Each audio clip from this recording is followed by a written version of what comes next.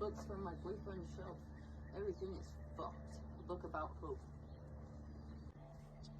The scientific revolution eroded the dominance of spiritual religions and made way for the dominance of ideological religions. And this is what concerned Nietzsche.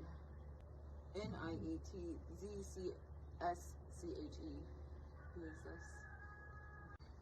Using the words evidence, proof, contradicts, evidence, dictates, disproven, base beliefs, mutate, grow, shift as evidence changes, quasi-spiritual experience, significance of the relationship. Narcissists will oscillate between feelings of superiority and inferiority. Either everyone loves them or everyone hates them.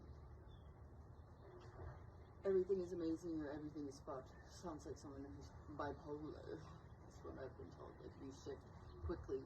But bipolar is more of long stints of these episodes of either manic, depressive, or hypomania, which is a little bit of like a less drastic mania.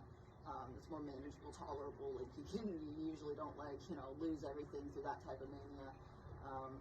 Hypomania is probably not going to like cause the a breakup or something like a real manic episode would, like a more severe episode, not real, wrong wording there. But anyways, point is, but also rapid shifts in mood throughout the day is not bipolar. That's borderline personality, and it's usually triggered by a shift in the brain of black and white or all or nothing thinking, very rigid thinking, which then can be actually autistic thinking and then being gaslit. And the world isn't built for that type of mind usually, and so you have to work overtime to do things other people have done easily. Okay, anyways, I'm just wherever I was going with that. Like, years of occupation and 20 years of war, the Vietnamese finally kicked the French out of their country. This should have been an unequivocal